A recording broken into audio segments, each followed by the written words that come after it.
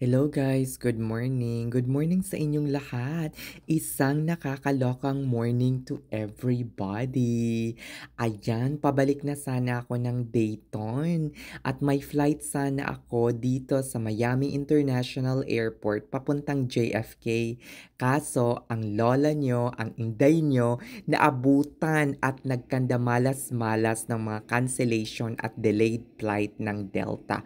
As in, nakakaloka. Ang daming taong galit, dismayado, pagod sa Miami International Airport. As in, nakakaloka.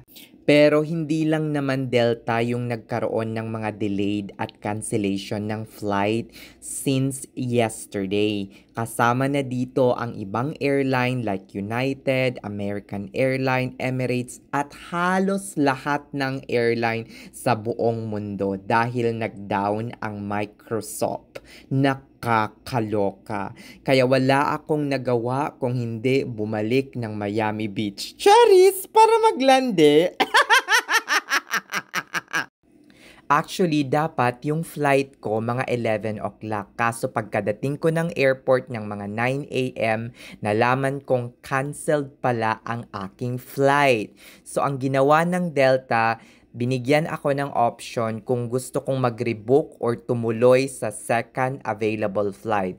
Kaso ang nangyari mga inday, yung second flight na cancel na naman at around 1:45 or 2 o'clock ng hapon. So ang ginawa ko, bumalik na lang ako ng Delta at ang sabi ko, magre-rebook na lang ako ng hotel accommodation ko, pati yung flight ko.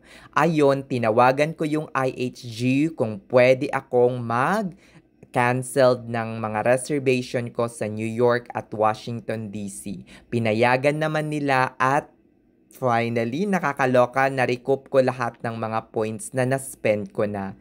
At nag-book ako using those points nitong new accommodation ko for the next 3 to 4 nights dito sa Miami Beach Holiday Inn. Ayan yung kwarto, nakakaloka, bongga. Dapat 3 nights lang ako dito mga inday, pero since free yung 4th night kapag nag-book kayo ng points, ay ginawa ko ng 4 nights kasi nga isa yon sa mga benefits ko as one reward credit card holder eme. So yun, kapag nag-book kayo through points, hindi through cash through points is magkakaroon kayo ng 1 free night on your 4th night after your 3rd night. O diba, ang gulo? Maganda naman yung facility, malapit oceanfront. Oceanfront, beachfront.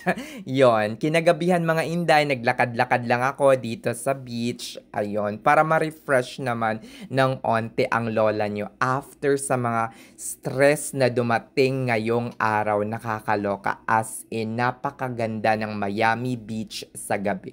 Super duper nakaka-relax at nakaka-stress free. Stress free!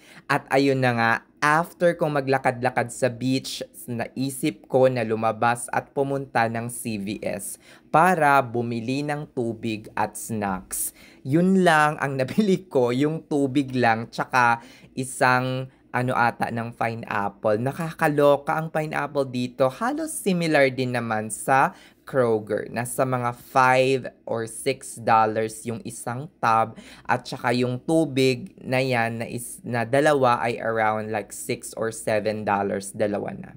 O di ba bongga, pwede na kasi dito sa Miami napakamahal talaga ng tubig. O di ba bongacious. Napakatamis naman ng pineapple nila. Super duper tamis. See you on my next vlog mga inday at matutulog na ako. Bukas gigising pa tayo ng maaga para umaura. Cheers! Sige na, babush! Bye-bye!